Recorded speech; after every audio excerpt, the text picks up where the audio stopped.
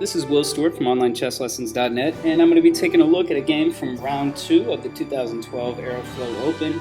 And this is between 17-year-old Ray Robson, playing the white pieces, and the only American contingent at the Aeroflot Open 2012 in Group A. And he's playing against 22-year-old Krisztian Szabo, a young Hungarian GM. So, starting things off, Robson, definitely want to keep an eye on this guy coming up in the next few years. He's only 17, and he's about to break 2,600 FIDE. And so now with H6, this is the Queen's Gambit, and Black is playing the Slav Defense here. And with H6, if White takes, Black is going to get the 2 bishops, and White is, 2 bishops advantage, maybe kind of long-term positional edge for Black, and White is going to be playing more for the short-term dynamic play. In this game, Robson plays bishop h4, and this invites the Moscow variation with d takes c4, and in the position here, Robson played e4. Also possible is a4 here, trying to go ahead and scoop that pawn back, but it seems like Black is going to get a pretty good position even after simply c5. So instead, e4, and now g5, this is the Moscow variation. So in the Queen's Gambit accepted, you got to go back here, and so b5. And things get very interesting in this line.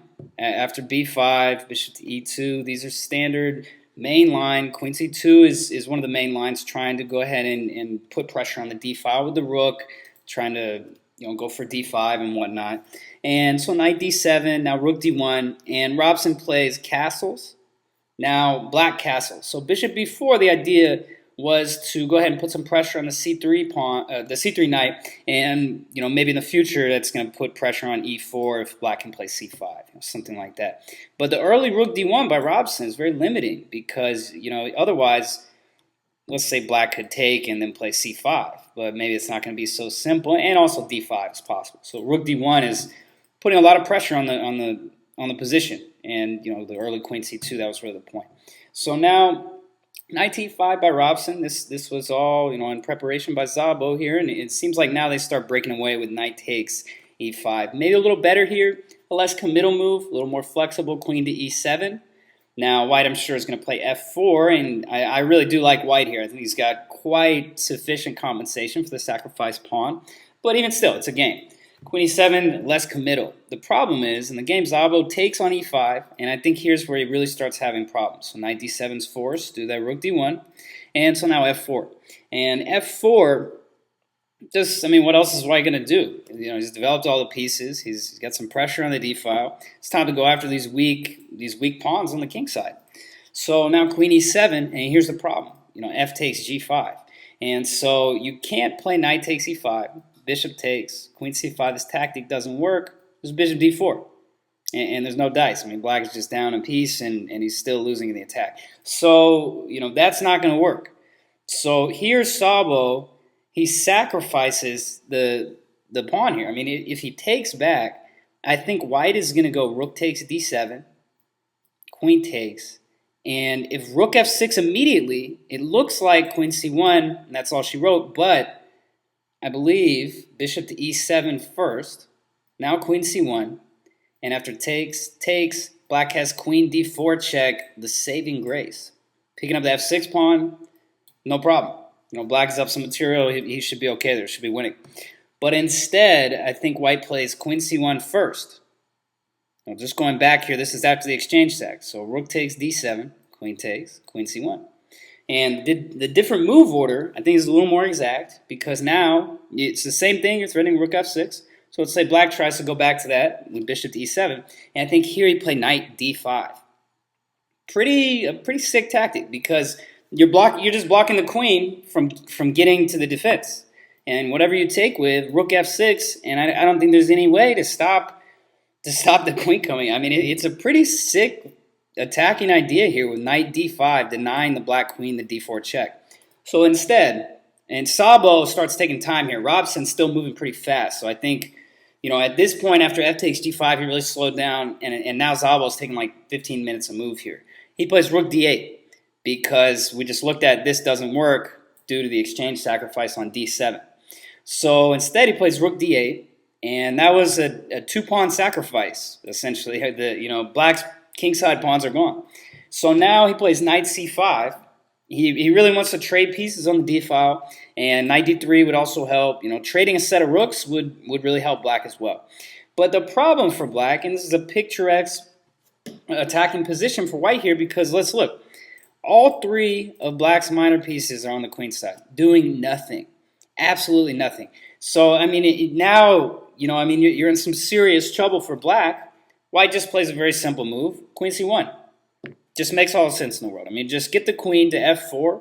G5 is covered right now, so get the queen to f4, bishop h4. Maybe the bishop goes to f6. It doesn't even matter. I mean, once you get all that pressure, pressure on the f file, this bishop can come to h5. I think it's pretty easy to see. White's pieces are going to get to the attack before black can get back to defend. So now knight d1, knight d3. So still trying to trade. Makes a lot of sense. And now bishop takes. So this is a successful trading mission by black. This bishop could have come and attacked f7. So trading it off. And white doesn't want to give up time. I mean, really nothing else. I mean, queen e3 just would lose the queen. So you kind of have to take the knight. And so now h7. So very accurate by Robson, because if he plays queen f4 first, there's a good chance black is going to play king h7 and use white's own pawn to shield his king. And now it's a lot more difficult for white to break in with just one open file. The pawn on h6 is really in the way. So he jettisons a pawn. h7 check, no problem. And now queen f4. Now you got two open files, no pieces around black's king to defend. And he tries with rook g8. Now bishop h4. There's really no purpose in taking this. Why would white want to take this? I mean, now this is giving black very good chances in the endgame. It just makes no sense. Why would you want to trade? So bishop h4, go ahead and kick the queen off this diagonal here. And so knight f2, you're just blocking the check. I think it was also possible king h1 here. I think so. But knight f2 makes sense. Maybe trying to keep the queen, pinning the knight and threading knight g4. It's maybe a little more flexible. And so now, still moving forward, and just knight g4. So Robson has successfully routed all of his pieces into a very coordinated attack. Whereas black, yes, he has a d-pawn, which is unfortunately 2 moves away from queening, and his king's about to get mated. So not a lot of time. Not a lot of time, and he tries king g8. He tries to make a dip move. He tries to run for it. And the king f8, and now Robson just queen h6, and that's it. That's the end of the game. Because at first I thought, well, what's the big deal? But what about d2? Well, it just runs into mate.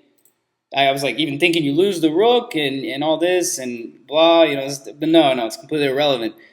You get mated on e8, and that would be the end. So what a nasty game by Ray Robson. The attack was very good. It was very precise. And really taking advantage of maybe some inaccurate opening preparation by his opponent Szabo. So this is Will Stewart from OnlineChessLessons.net, and thanks for tuning in.